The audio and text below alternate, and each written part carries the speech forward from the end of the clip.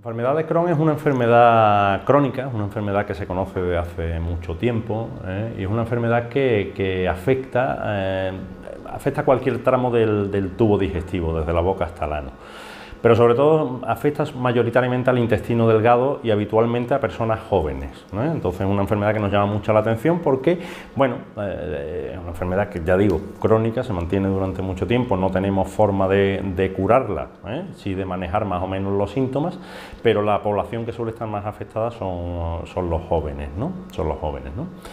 Es una enfermedad que lo que hace es provocar úlceras en el intestino, provoca una inflamación crónica muy profunda que hace incluso que a veces haya comunicaciones entre asas de intestino, incluso a veces a la piel, que, bueno, en los casos leves pues es más o menos manejable, pero no es desdeñable el caso que hay que hospitalizar con cierta frecuencia, incluso que hay que llegar a cortar trozos de tripa para ir sanándola en una parte que esté bastante afectada. La enfermedad de Crohn, lo primero que tenemos que tener es la sospecha, es decir, cuando viene un paciente y nos cuenta que tiene dolor abdominal, que tiene cambios, sobre todo diarrea, cambios en los hábitos intestinales, ¿no?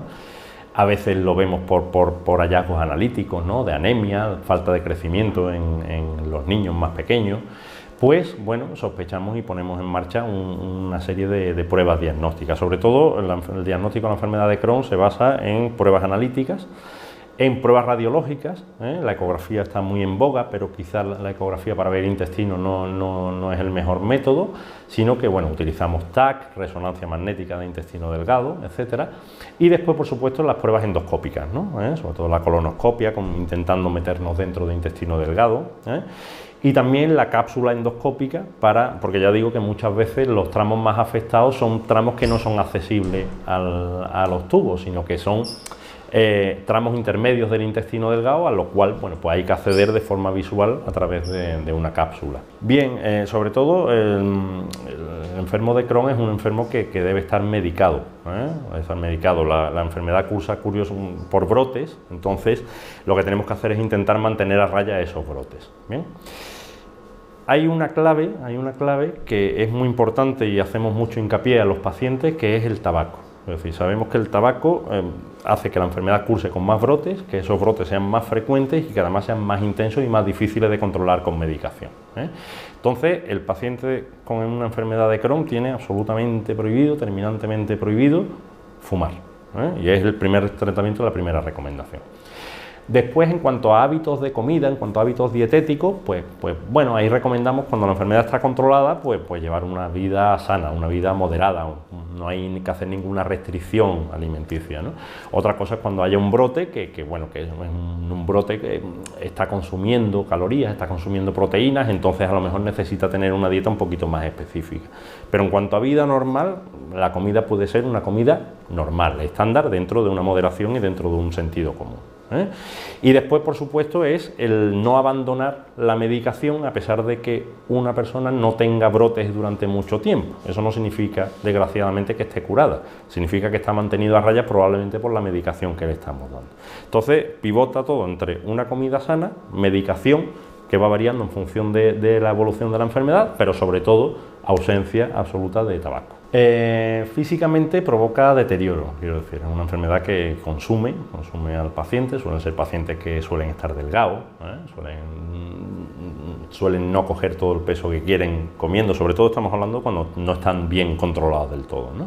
Cuando están bien controlados pueden ser personas físicamente normales, ¿no? Pero sí es verdad que los brotes consumen mucha energía, entonces, bueno, pues ahí se pierde peso y el paciente puede tener una sensación de enfermedad, ¿no? Físicamente. Y después, psicológicamente, es un tema importantísimo porque, como he dicho al principio, afecta sobre todo a gente joven. Entonces, gente que por edad, entre comillas, no le tocaría tener ninguna enfermedad, le tocaría estar sano, verse que están, bueno, que tienen que estar dependiendo de médicos, dependiendo de pastillas, dependiendo de hospitales, dependiendo de ingresos o cirugías a veces, pues eso merma, ¿no? Eso merma. Entonces, ahí hay un trabajo importante que hacer, sobre todo a la gente joven, de decirle, esto es una enfermedad que podemos tener controlada y demás, y que, bueno, no te podemos dar la curación, pero sí te lo podemos mantener lo más a raya posible, para trabajar ese aspecto psicológico que en chavales y chavalas y chicas jóvenes es muy importante, ¿no? Sobre todo las complicaciones son las complicaciones que van a llevar a una cirugía. Ya digo que con fármacos más o menos se puede controlar los brotes, la intensidad de los mismos y demás, pero hay veces que el intestino, de tanto estar inflamado, pues acaba estrechándose o acaba comunicándose, acaba infectándose, haciendo accesos y demás que necesitan un tratamiento quirúrgico, ¿no? Entonces, bueno, pues los pacientes si se tienen que operar y cortar un trozo de tripa, ese trozo de tripa al final que se ha cortado ya no está, pero el resto de la tripa puede enfermar, con lo cual puede haber una enfermedad sobre enfermedad o sobre algo ya tratado, ¿no? Entonces, bueno, ese tipo de complicaciones, sobre todo las infecciosas y sobre todo la de estenosis, ¿no? La de estrechez del paso de la tripa, digamos que son las más frecuentes, ¿no? Y después hay otra complicación que parece que la tenemos muy aparcada ahí, porque son gente joven y demás, pero como cualquier enfermedad crónica, como cualquier inflamación crónica, la enfermedad de Crohn tiene una mayor probabilidad de degenerar en el futuro en un cáncer. Entonces, a los pacientes con enfermedad de Crohn los tenemos que meter en un programa de vigilancia específico a partir de cierta edad, a partir de X años de evolución de la enfermedad y en función de lo grave o lo leve que sea, para ir vigilando sobre todo el cáncer de colon y el cáncer de intestino delgado, ¿no? Para eso programamos pues colonoscopias periódicas a partir de cierta edad, dentro de un programa de cribado del cáncer de colon, como lo hacemos a la población sana, ¿no? Como lo hacemos a la población que no tiene enfermedad, pero estos pacientes con mucho más ahínco y probablemente desde mucho antes.